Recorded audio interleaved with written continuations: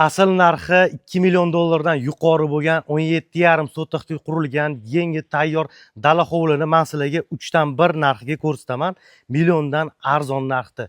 O'zingizlar agar quraman desanglar, bundan ancha yuqori pul ishlatib qo'yasizlar. Tayyor dala hovli hamma narsalari bilan buni kelib ko'rishingiz o'ziga 2 soat vaqtingiz ketadi. Prosta ko'rib chiqishingizga. Tayyor hovli ko'ryapsizlar, archalari, daraxtlari, men sizlarga kirishdan boshlab tushuntirib ko'rsatib beraman. Qarang, kirish darvozaxona bo'lsa, hovliga tepalarni aves qilingan 8 ta mashinani bemalol sig'dirib qo'ysangiz bo'ladi.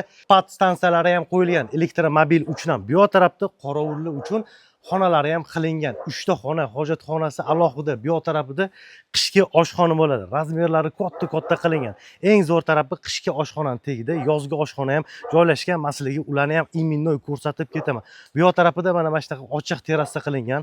Qorong'ida mana bu svetlar hammasi yonadi. Undan tashqari gir aylana fontan qilingan.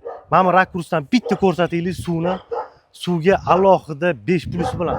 Siz buni nafaqat buni, faqatgina havosini, toza havo, prirodani sotib olishingiz mumkin. Ko'ryapsizlarmi? Suvni gap bo'lishi mumkin emas. Qorong'ida mana bu fontanlarni yoqib qo'yib, podsvetkalari hammasi yonadi. Uyimizda hamma kerakli shart-sharoitlari qilingan. Mana shu oddiy yil daraxtini o'zi ham, mana shu archani o'zi ham 15 yillik kamida. Endi yurib kelar ekanmiz, uyimizni bio rakurs ko'rinishi, uyimizda lift ham qo'yilgan, podvoldan tepa qavatgacha qurilgan. Endi qarang, asosiy binoni tagida mana yerda 200 kishilik xudoyi qilgan ekanlar. Ko'ryapsizlar, bu yoqda ham hamma kerakli sharoitlar qilingan, daraxtlarigacha ekilgan, tayyor holatda turibdi. Daryo etigini hozir ko'rsataman, vaqtingizga achinmaysizlar. Yoqqan bo'lsa, oldindan bitta like bosishni unutmanglar. Yaqin mana shunaqa kimga ravo ko'rsanglar, shunaqa tanishinglarga jo'natib qo'yinglar. Men sizlarga endi kiruvirish o'rta kaletkani ko'rsataman. O'sha kaletkani o'ziga bitta yangi Equinox'ni puli ketgan deb aytishdi. Aytganimdek, bu uyimizdagi kiruvirish kaletkasi ham yana alohida qilingan. Iminni o'sha kaletkani o'ziga bitta yangi Equinox'ni puli ketgan deb aytishdi. Men sizlarga hozir uni ham ko'rsatib beraman. Mana bu archani ko'ryapsizlarmi? 6 metr qilinganda, buni orqasida chiller sistema. Uyimizni polniy sovutish va isitish tizimi chiller sistema shu archani orqasida joylashgan. Qarang, kaletka o'rta kiruvirish eshigi, mana shu kaletkani o'ziga ham mana shu naveslari bilan aytganimdek bitta Equinox puli ketgan. Bino qoq o'rtaga joylashgan, hech qanaqa guluxoy joylari yo'q. Bu binoga alohida bitta to'xtalib o'tamiz. Masalaga bu yoq etek tarafini ko'rsak, qiziqroq joylari bor. Buni hozir alohida ko'rsatamiz. Mana bu o'rtaga bitta katta xona tushilganda, mana bu derazalari yozda polniy ochiladi, qishda yopib qo'ysanglar ham bo'ladi. Polniy ochilganda. Endi qarang, ichida alohida kaminlari bor, o'tirib ofisni xona qilib qo'yinglar, hamma sharoitlari bor-da, o'rtaga qoq alohida tushgan ekan. 20 yil nari berisi bo'lgan mana shu archalarning o'ziga ham. Mana bu archaning orqasida biz basseynni ko'ramiz. Hozirda yopib qo'yishgan. Hozir unga alohida kirib to'xtalib o'tamiz. O'zingizlar bitta ko'rib, bunday sinchiklab ahamiyat beringlar. Lekin o'zingizlar quraman, shu holatiga keltiraman, quruq yerni olib desanglar ham, yerlari bilan men aytadigan narxdan sizlarga ancha balanga chiqadi.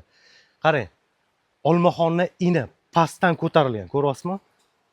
Ichidagi archalar hammasi искусственный emas, tabiiy archalar. Kattagina olmaxonni ini qilingan, ko'ryapsizlar. Endi bu yoq tarafidan mana zina orqali pastga etganimdek boya ko'rsatdim-ku. 200 kishilik xudoyi qilgan joylarni. Ana shu yerga tushsangiz ham bo'ladi. Bu yoqda endi kattagina qora itda ini qilingan ekan. Xullas, bu yoqqa iminnoy tushib to'xtalib o'ta olmadik. Ikkita eshikni ko'radigan bo'lsak, chap tarafda basseynni sistemalari, nasoslari, filtrlari mana shu yerda joylashgan. Yurib kelar ekanmiz, qarang. Bitta kirib kelamiz. O'ng qo'lda hojatxonasi alohida. Bu yoqda mana shunaqa vishilkalar qo'yilgan. Stul, divanная zona qilingan, ko'ryapsiz. Hamma xonalar chiller sistema. Zo'r qizuv tarafi bu yoqda. Turetskiy, finskiy saunalari hali biror marta ham ishlatilmagan, eng qizig'i. O'ng qo'lda garderobnisi, shu kiyim-kechak alishtiradigan joy bo'lsa, bu yoq yonida masajniy xona tasavvur qilasizlar. Yurib kelamiz, mana finskiy saunasi alohida qilingan, to'g'rida turetskiy saunasi hali menimcha biror marta ham ishlatilmagan. Turetskiy saunani o'ziga bir yaxshi pul kirib ketgan deydi, uni yonida sanuzellar joylashgan. Endi sizlarga basseynni bitta ko'rsataman. Olgan odam xudo xolisa baraka topadi. Puliga 2 martalab arziydi. Agar kutib egalariga pul zarur bo'lgani uchun hozirda shunaqa narxga berib yuborishyapti. Podolga tushib ketirish aytganimdek, mana shu basseynni tagida podval qilingan. nasos, filtrlar hammasi o'sha yerda joylashgan. Basseyn razmerini ko'ryapsizlar. Kattagina basseyn qilingan, hamma kerakli shart-sharoitlari bor. Mana buni ustini yopib qo'yadigan lattalari ham bor deyishdi. Xullas, bularga bitta-bitta to'xtalib o'tilmadik. Endi men sizlarga boya o'rtada ko'rsatdim, asosiy binoda. Ana shu binoning ichini ko'rsatamiz, ketdi. Aytganimdek, o'rtadagi binoga ham kirib oldik. Mana bu kiraverish eshigi. Mana o'rtadan kirdingiz, ikkita chetida shkaflari, stroyni shkaflari qilingan. Tepa ikkinchi etajga chiqib ketirish. Mana shu zinalarning o'zi ham hammasi original yong'oqdan qilingan. Hattoki stoykani tagida ko'rasizlar, bular ham yong'oqdan qilingan. Hozir tepaga chiqib ko'rsatamiz. Birinchi Mamutni ko'rsatdik. Kirib kelish kattagina mana shunaqa hol, mehmonxona qilib qo'yishgan. Stullari, bu yoqda ugoloklari, divanная zona qilingan, chiller sistemasi, hamma kerakli shart-sharoitlarigacha qilingan. Bu yon tarafida bitta kattagina yotoqxona, spalni bo'lsa, ichida o'zini hammom tualeti, hamma kerakli shart-sharoitlar qilingan. Podvalga tushganingizda kattagina podval, sport zal qilib qo'ysangiz ham bo'ladi.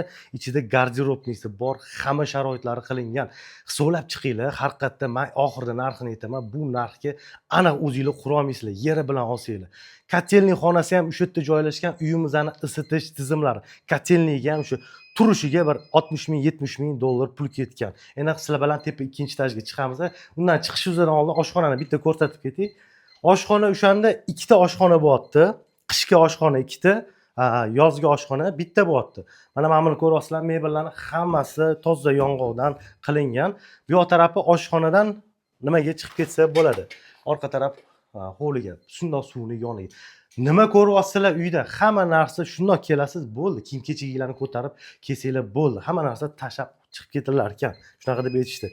Bu yonida bitta sanuzellar, hammom tualeti joylashgan. Endi tepaga ikkinchi etajga chiqib ko'rsatamiz, ketdi. Tepa qavatga ham chiqib oldik. Ketgan vaqtingizga rozi bo'lasizlar, chunki uyimizda har qayerda arziydi bu vaqtga. Kattagina hol ko'ryapsizlar, hamma sharoitlari qilingan. Endi qarang, birin-ketin ko'rsatadigan bo'lsam, chap qo'lda qiz bolalar uchun yotoqxona qilingan. Hamma kerakli shart-sharoitlari, uni yonida sanuzellar, hammom tualetlari joylashgan. Mana eshikni ko'rsatib bera olmadik, chunki bu master spalni, родительский spalnya bo'ladi. Uni yonginasida bitta ofisni xona, kabinet qilingan. Bu yerda ancha ishlar hal bo'lib ketgan. Xullas, bu yonida bitta o'g'il bolalar uchun mo'ljallangan bitta yotoqxona bo'lsa, mana eshik kattagina terrasa. To'g'rida shu aytganimdek lifti bor. Mana shu lift hali biror marta ishlatilmagan. Kattagina terrasasi bo'lsa, shu maza qilib o'tirsangiz ham bo'ladi. Uyimizga yoqqan bo'lsa, mehnatimizga ham bitta like bosib qo'yasizlar. Albatta sizlarga narxi va joylashgan joyi, lokatsiyalari qiziq bo'ladi. Qibray tumani arxitekturniy joylashgan, ko'chamizni ko'rishingiz mumkin. Bu yon taraf ko'rinishi keng, asfaltlar bo'lgan. Endi bu yon tarafini ko'rishingiz mumkin. Xullas, kadastrda 17,5 sotiq, undan tashqari 13 sotiq zaxvati bor. Zaxvatiga nalog to'lab kelishyapti. Umumiy 30 sotiq bo'ladi. Narxi shu turishida hamma narsalari bilan 770 ming dollar pul so'rashyapti. Qiziqqanlarga video opisaniyada telefon nomerlarini qoldiramiz. So'rasanglar lokatsiyasini ham tashlab berishadi. Bizlarni kuzatishda davom etinglar. Mana shunaqa yangiliklar qo'yib beramiz.